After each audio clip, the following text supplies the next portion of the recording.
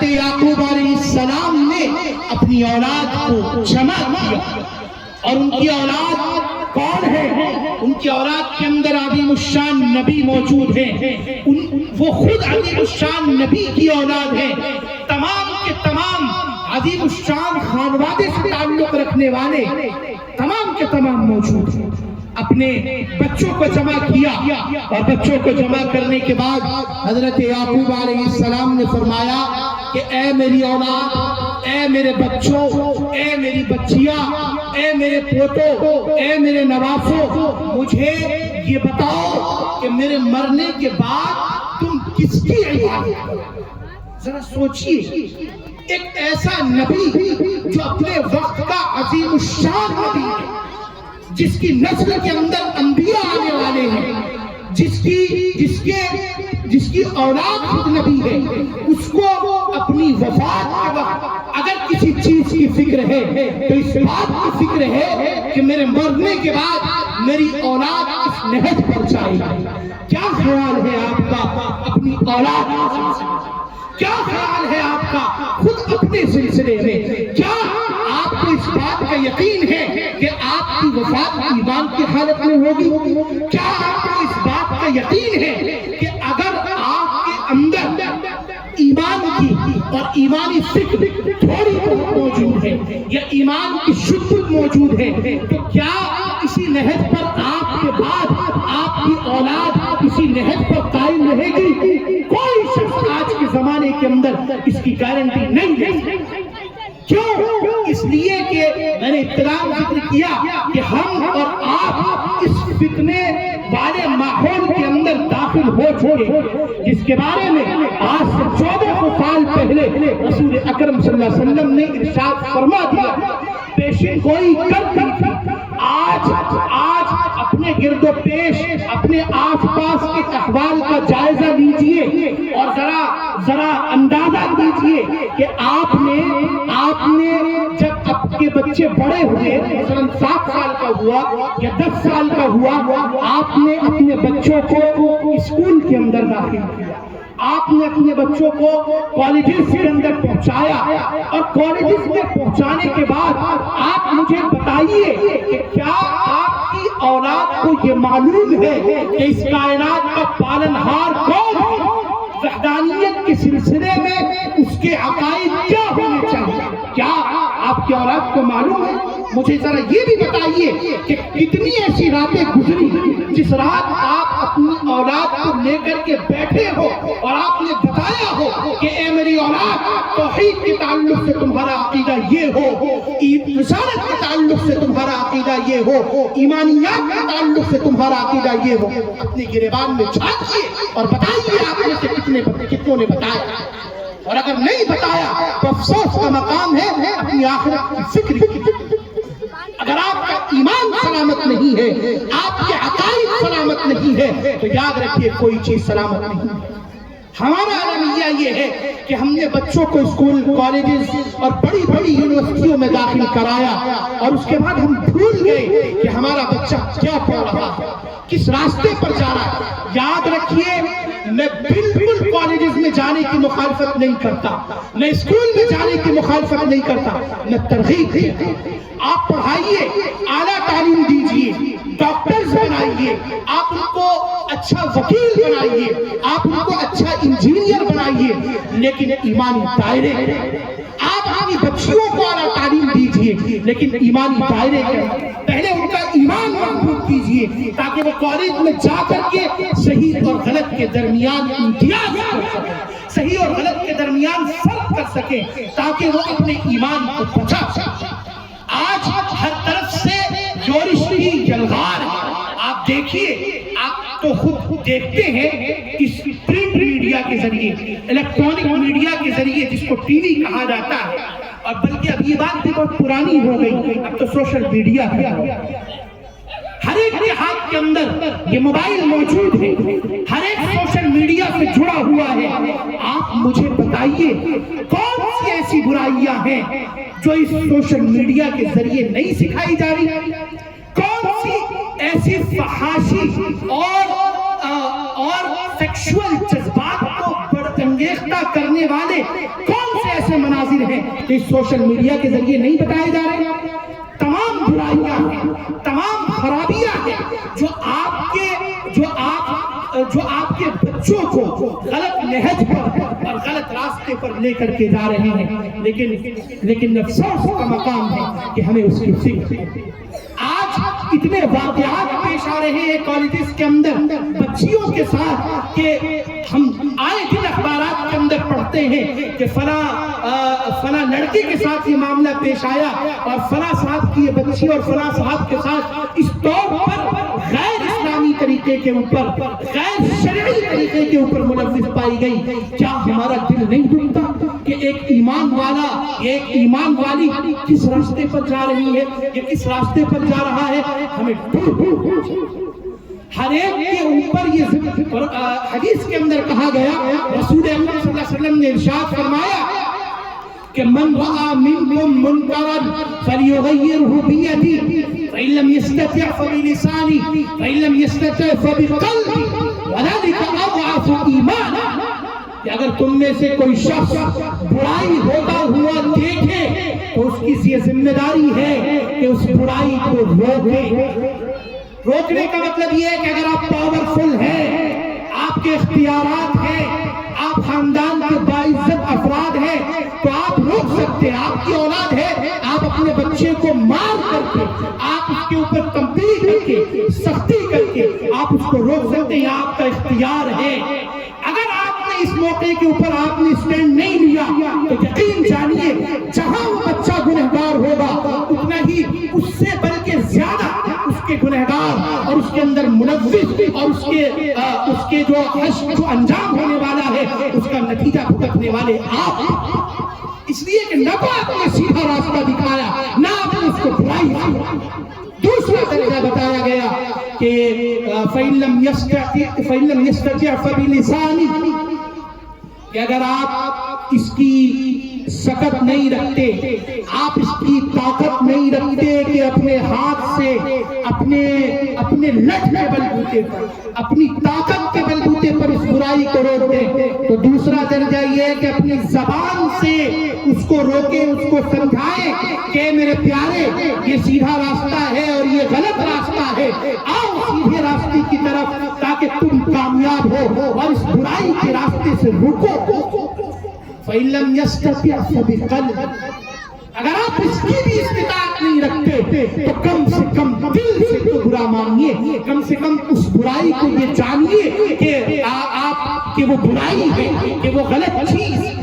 حدیث میں درجہ، اگر آپ اتنا نہیں کرتے تو یاد رکھیے اس کے مرتکب آپ۔ پھر اس کے بعد میں عرض کر رہا تھا کہ دوسرا مرحلہ یہ ہوا کہ جب وہ برائی کی طرف ملوث ہوئے، آخری مرحلہ یہ ہوا کہ آپ نے ان کو دینداری نہیں سکھائی۔ میں نے درمیان میں عرض کیا کہ آپ ان کو اعلیٰ تعلیم دیجیے، اعلیٰ یونیورسٹیز میں پہنچائیے، لیکن ایک میں آپ کو ایک تخیل دے رہا ہوں، آپ ذرا سوچیے کہ آپ نے اپنے بچوں کو MBBS ڈاکٹری تک آپ نے پہنچایا، بہت اچھی بات، میں مبارکباد آپ کو ایڈوانس کے طور پر دینا چاہتا ہوں کہ کاش کہ آپ کا بچہ MBBS کرے اور کامیاب ہو۔ آپ کا وہ بچہ چلا گیا غیر ملک کے اندر اور اس نے وہاں کے کلچر کے اندر اور وہاں کی تہذیب کے اندر رہ کر کے وہاں پر اس معاشرے کے اندر رہا، اور پھر آپ کی وفات کا آخری وقت آیا، وہ یہاں ہندوستان کے اندر آتا ہے۔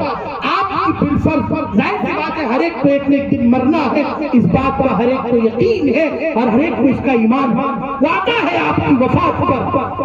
اور آپ نے مدرسہ مفتاح القرآن سے امام صاحب کو بلایا اور مولانا کو بلایا اور مولانا نے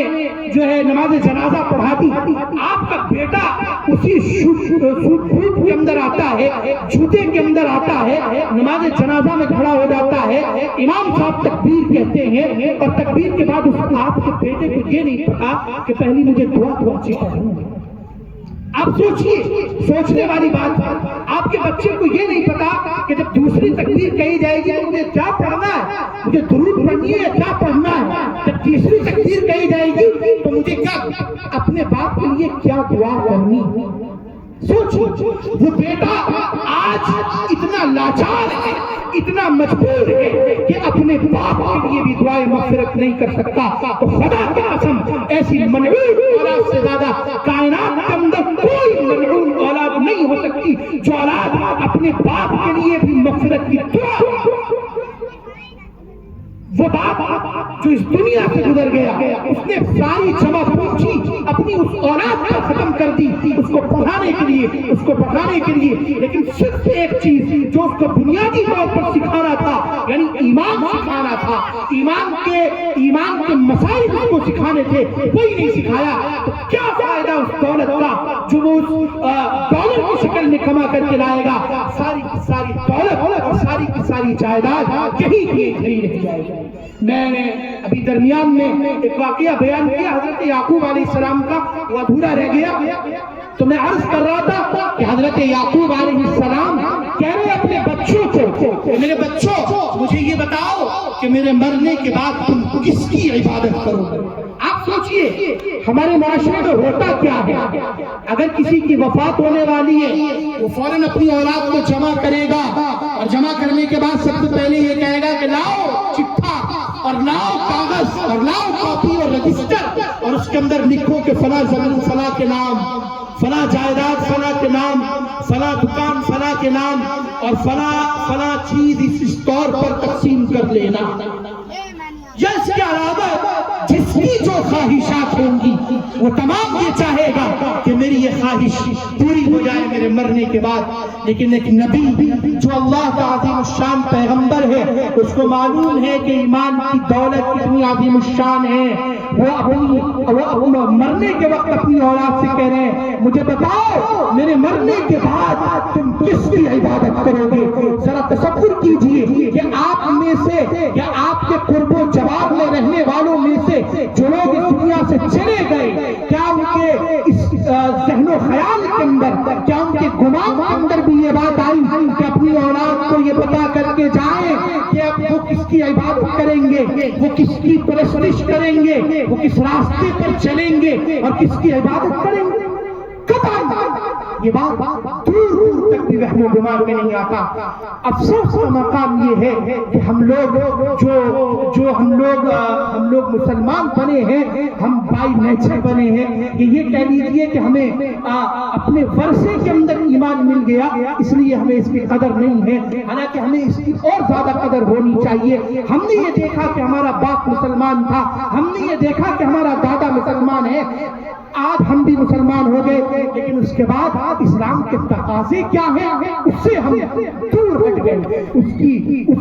اس کا نتیجہ یہ ہوا کہ ہم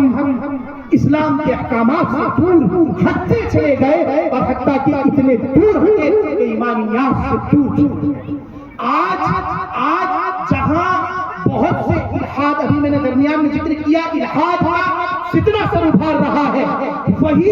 ایک فتنہ جو بڑی آہستگی کے ساتھ مسلمانوں کے دلوں میں ابھر رہا ہے،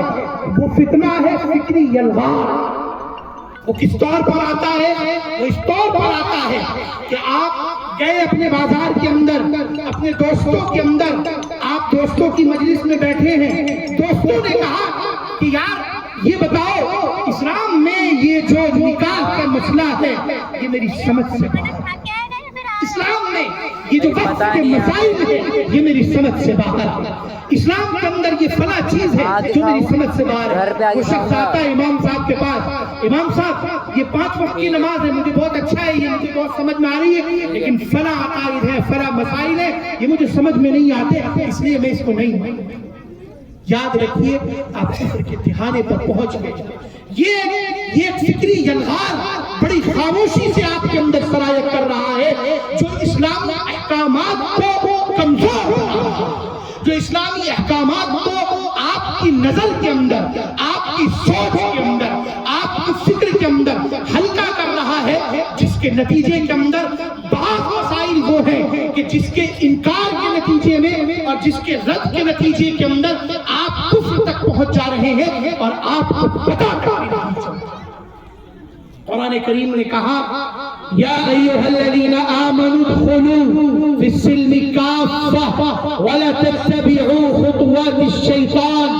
اے ایمان والو تم مکمل کے مکمل اسلام میں داخل ہو جاؤ۔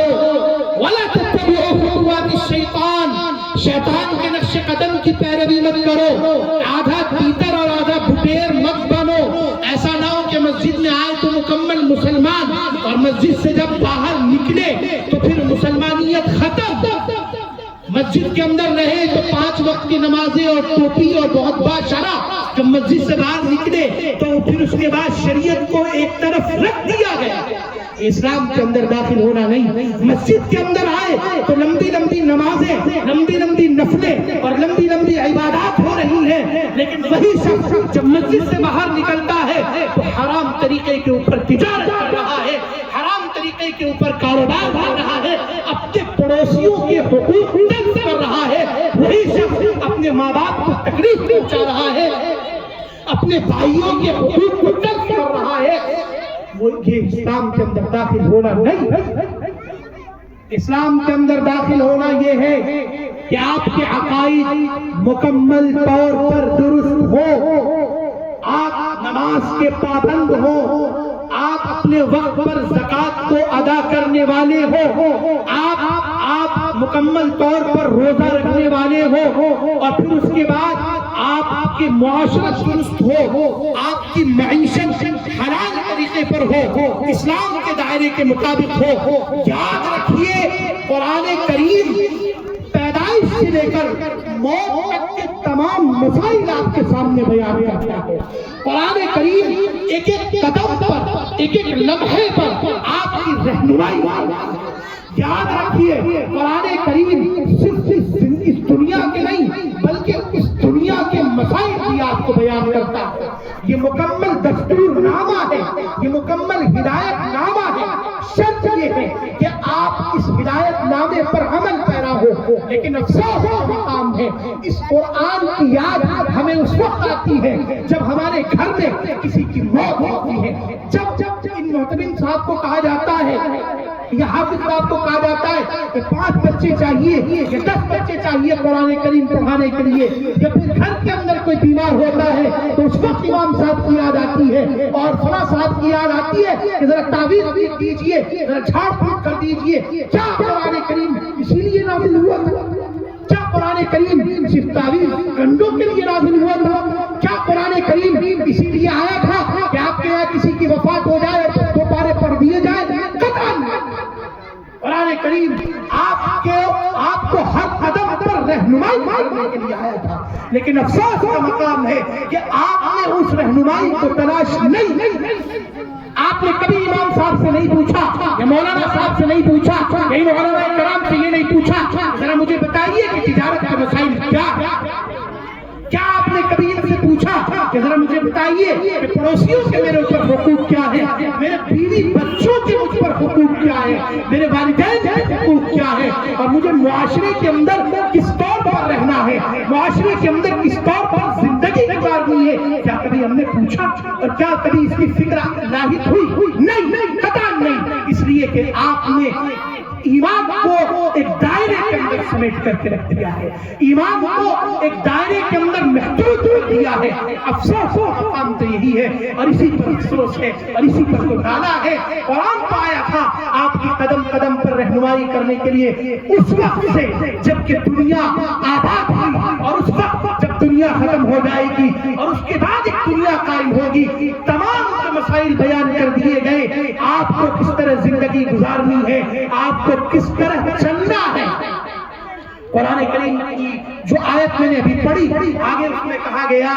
کہ وَلَا تَتَّبِعُوا خُطُوَاتِ الشَّيْطَانِ، شیطان کے نقش قدم کی پیروی مت کرو۔ شیطان تو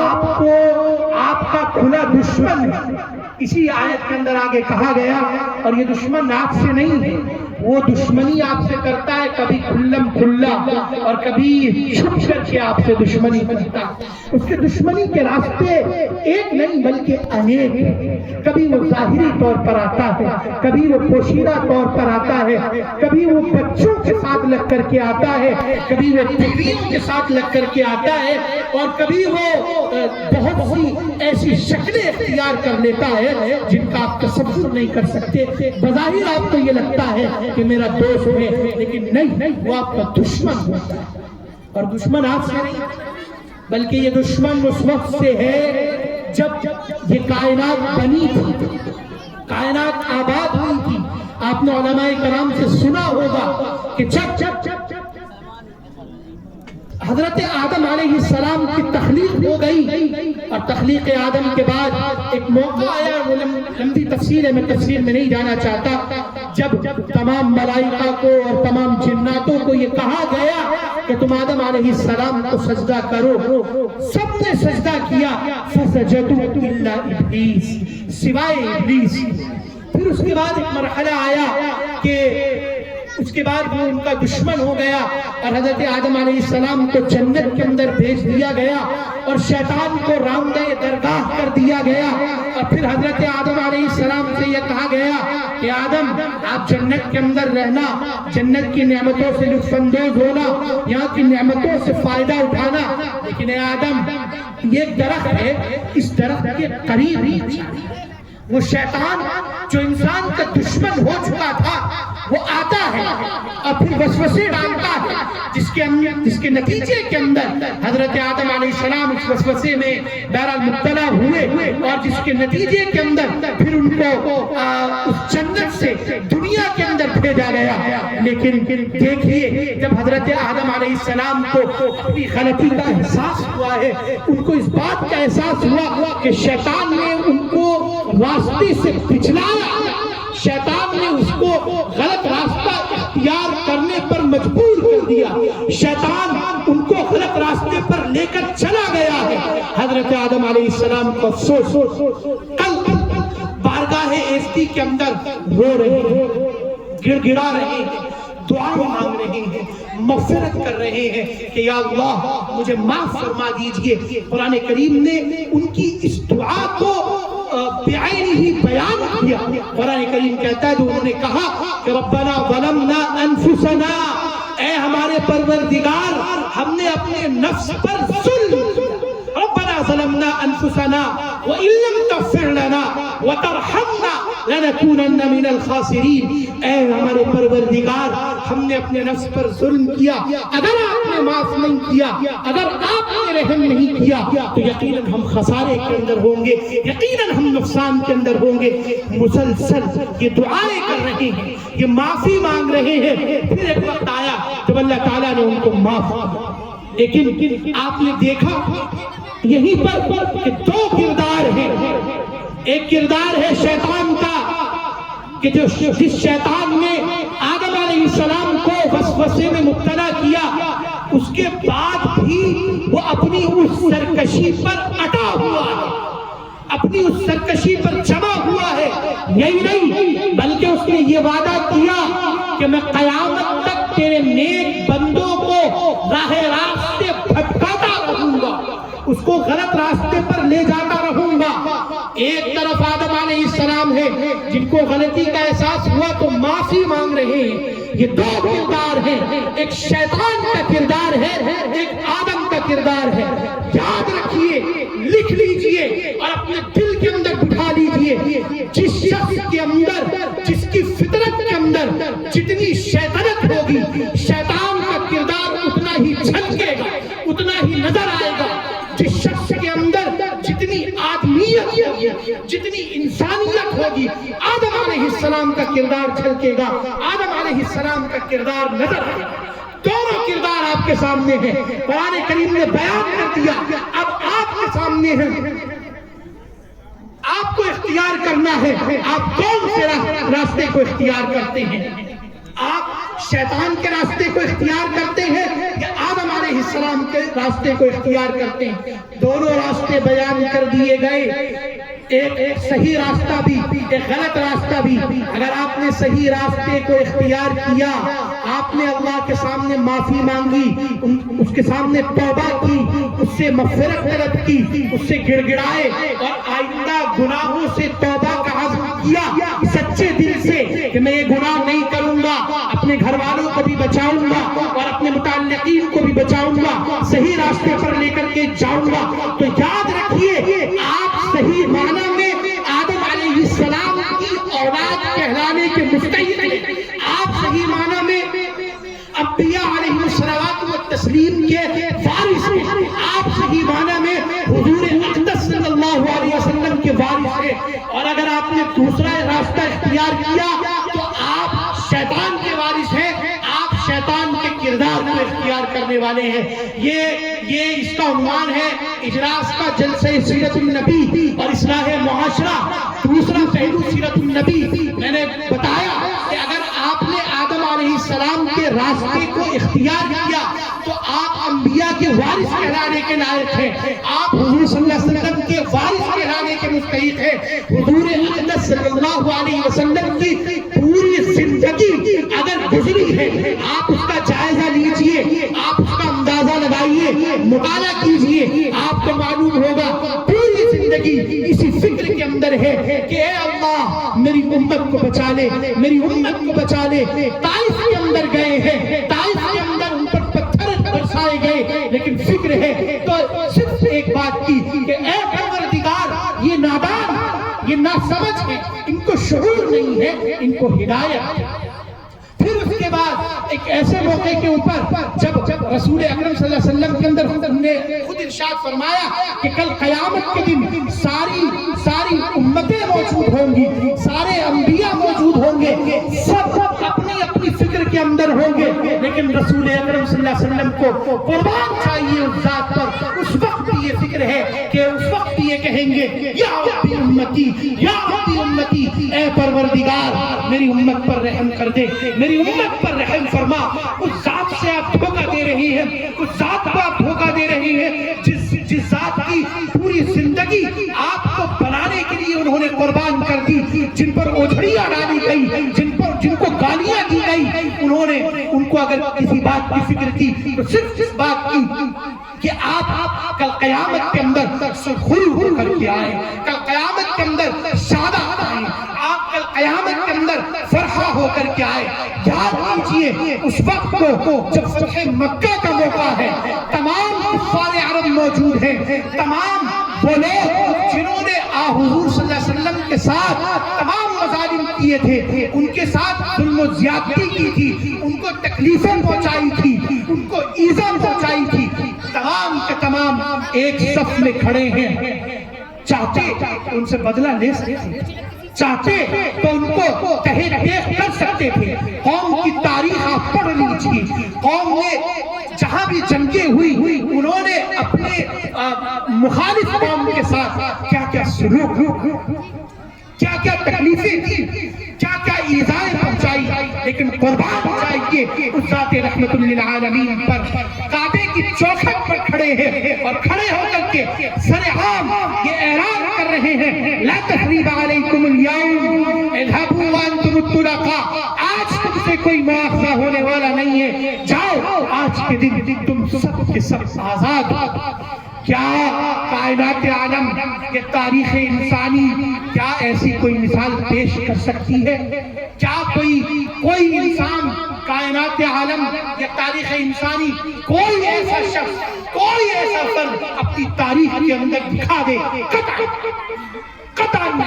وہ ذات جو سراپا رحمت، جو رحمت للعالمین، جو صرف آپ کی فکر کے اندر، آپ کے غم کے اندر نڈھال ہو کر کے راتوں کو رو رہے ہیں، تہجد کے اندر رو رہے ہیں، مختلف نمازوں کے اندر رو رہے ہیں، آپ کے لیے دعائیں کر رہے ہیں۔ آپ نے ان کی دعاؤں کو لات مار دیا،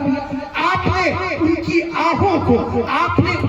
ان کے آنسوؤں کو ٹھکرا دیا۔ اس سے زیادہ میں قسم کھا کر کے کہہ سکتا ہوں بدبخت قوم کوئی نہیں ہو سکتی جس نے ان کے ان آنسوؤں کی قدر نہیں کی، جنہوں نے ان کے اس جذبات کی قدر نہیں کی، جن جذبات کو لے کر کے وہ اس دنیا سے تشریف فرما ہوئے،